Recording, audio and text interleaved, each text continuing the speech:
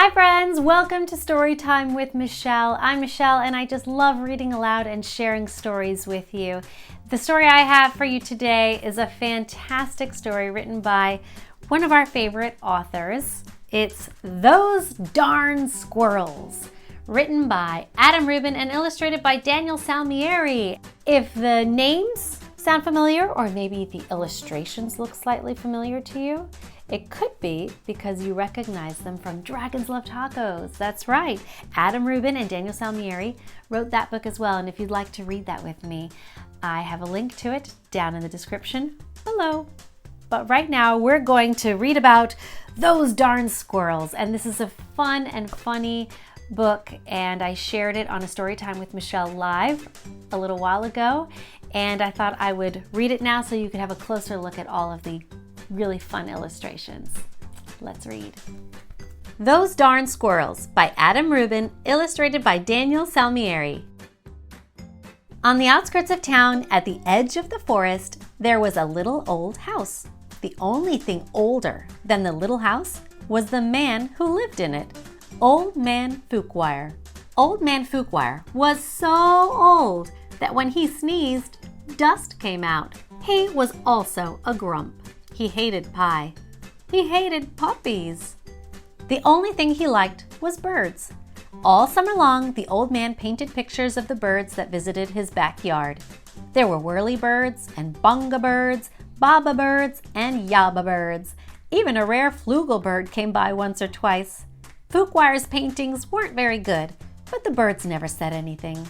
When the air turned crisp and the leaves began to change color, the old man grew sad.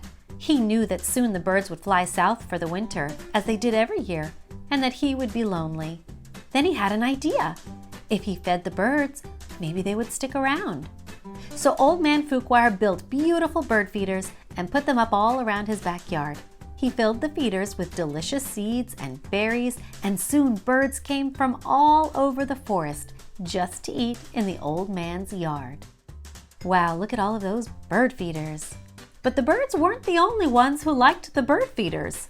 The squirrels did too. Not many people know this, but squirrels are the cleverest of all the woodland creatures. In fact, they're fuzzy little geniuses. They can make a house out of a tree, a bed out of a bunch of leaves, and a box kite out of twigs, dirt, and squirrel spit. They are also excellent at math. Winter was fast approaching, and the squirrels needed to gather as much food as they could to get ready. So they decided to take some of the bird food. Looks like they took most of it. The birds were not happy. Neither was Old Man Fookwire. When he discovered what had happened, he shook his old man fist and yelled, "Those darn squirrels!" He filled up the feeders again, but this time he hung them from a clothesline. Then he went back inside, confident that the squirrels would no longer be able to get to the seeds and berries. But the squirrels were determined. They devised a plan, and this time they took all the food from the bird feeders. The birds were furious. "Harumph, harumph, harumph," yelled a bunga bird. "Those darn squirrels!" yelled Old Man Fookwire. "Yum," said the squirrels. Now it was Old Man Fookwire's turn to devise a plan.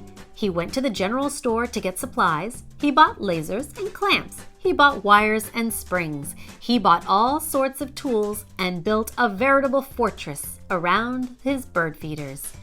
Then he refilled them very carefully. "Na na na na na," snorted the flugel bird. The squirrels stayed up all night working out their strategy. They drank cherry cola and ate salt and vinegar chips to help them stay awake. Finally, they had it. The perfect plan! They put on their tiny helmets and prepared to launch themselves into the air over the fence between the lasers and onto the bird feeders. The first squirrel misfired and hit a tree. The second squirrel went too high and landed in a bucket.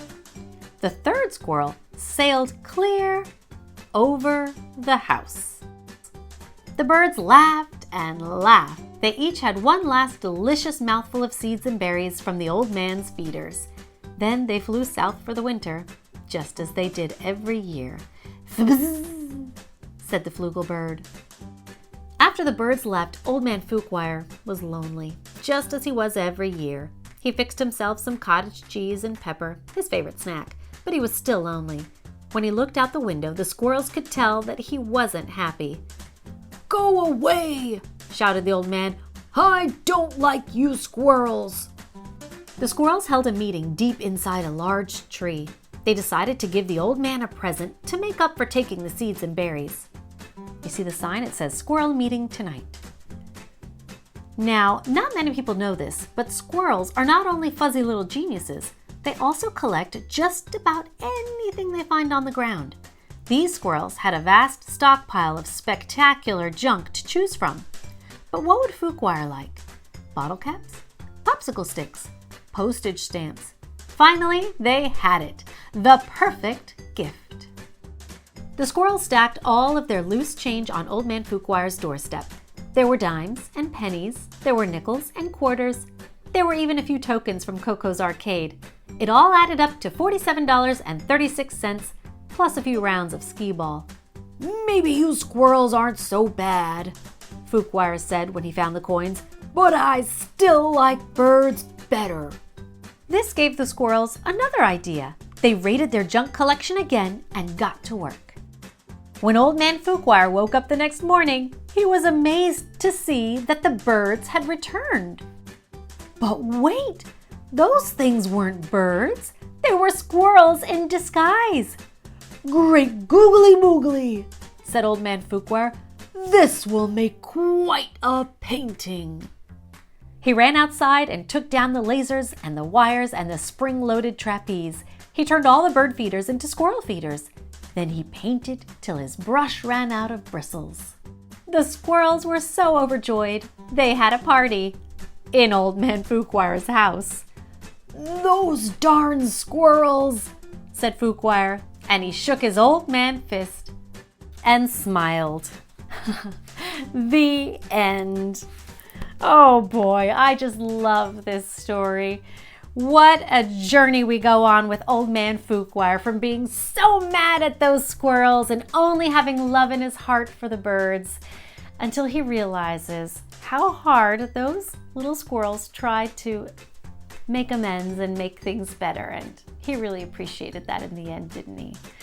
Wow, that was a lot of fun. If you enjoyed that story and this video, please click on the thumbs up and give us a like. And also remember to subscribe to the channel. I really appreciate it. If you'd like to request a story read aloud, please visit me on Facebook and look for Storytime with Michele Book Club. And you can request a story there, and I'll do my best to share it here on the channel.